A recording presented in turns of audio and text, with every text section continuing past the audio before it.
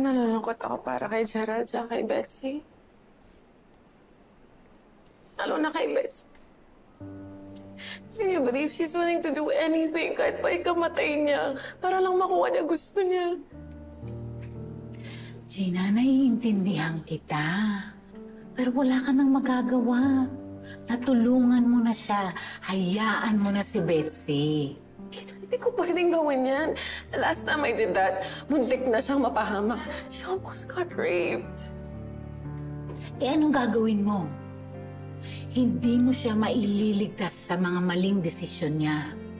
At saka alam mo, Gina, hindi ko maintindihan bakit gano'n na lang ang concern mo sa kanya.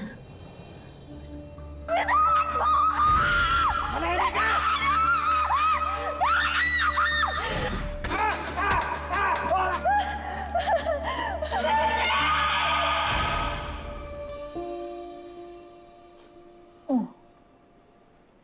Tita, yung nangyari kasi kay Betsy. Muntik na rin mangyari sa akin ng bata ko. Muntik na rin ako mapahamak. I almost got raped. And si Betsy ang tumulong sa akin. That's why I made a promise to myself. Kapag kailangan niya ako, kailangan niya yung tulong ko. Gagawin ko lahat para magawa ko yun. So, Gina...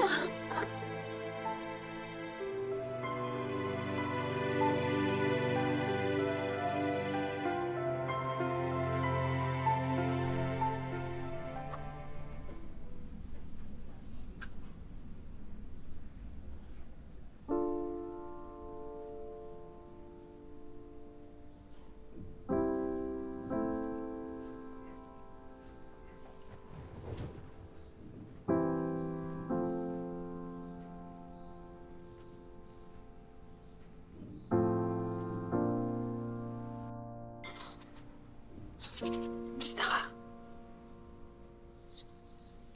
Ito, masakit katawan. Asan yung afam na yun? Hayop siya. Nasa presinto na. Betsy, I'm sorry, I should have done more to protect you.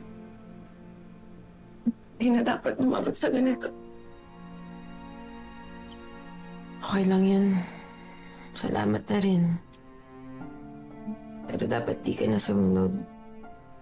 Sabi ko naman sa'yo, di ba? Huwag ka na makailam.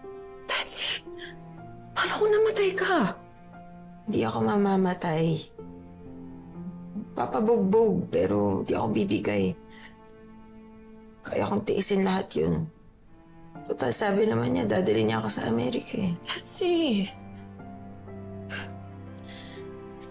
Level up na ba yung pagiging desperada ko? Sorry ganun talaga. Kaya akong tiisin lahat. Di mo siguro alam yung pakiramdam na yun kasi di mo naman kailangan magsakripisyo buong buhay mo. Sana all, di ba? Ang labo naman. Teka lang, partner. Talagang gusto pa rin maghanap ng mapapangasawang puti si Betsy? Hindi ba siya nadala sa nangyari sa kanya? O ano, wala ka bang gagawin? Hindi pwedeng wala. Kailangan ko siyang pigilan. Partner, sa totoo lang, mas mapapabilis ang proseso nyo paglipat doon sa US kung makasal siya ng US citizen. Pero, kapag minalas na naman siya, baka hindi mo na siya makitang buhay. May isa pa akong naisip na paraan para mapigilan siya at magawa yung gusto niya. Anong paraan? I'll stay here with you. Di kita iiwan. Samahan kita. At kung kinakailangan ako na magbabayad ng hospital bill. Hindi na, Gina. Okay lang. Bumalik ka na sa masaya mong buhay sa Amerika. Ako babalik na ako sa masarable kong buhay dito. Hindi ko rin kailangan ng pera mo kasi Wala naman yung magagawa sa totoong problema eh. Betsy, gusto naman talaga kita tulungan. Gina, humingi na ako ng tulong sa'yo, di ba? Pero tumanggi ka. Alam mo kung ano yung kailangan namin ni Gerald para makaahon kami dito.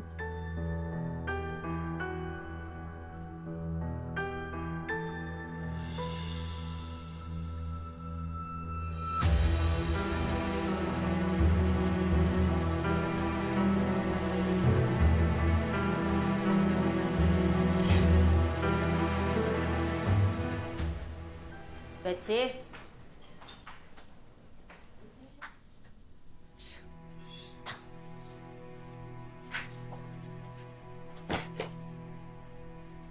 Pinakulong mo yung foreigner. Paano yan?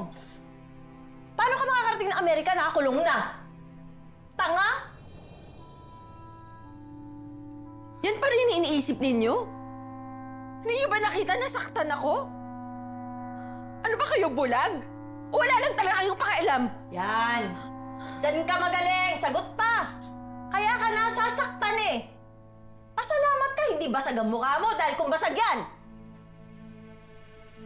Wala na magkakagusto sa'yong puti.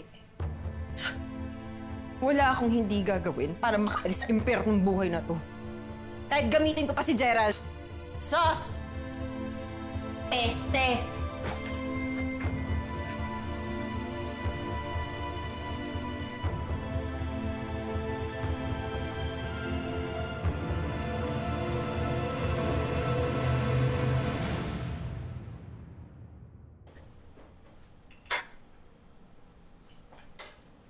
Betsy, kain ka na. Pabayaan mo na lang ako. Sige na. Pabayaan mo na nga lang ako. Wala namang mangyayari sa buhay ko, Gerald. Ayaw mo akong mahanap ng afam. Ayaw ka rin pakasalan ni Gina. Gerald, ano na mangyayari sa buhay ko?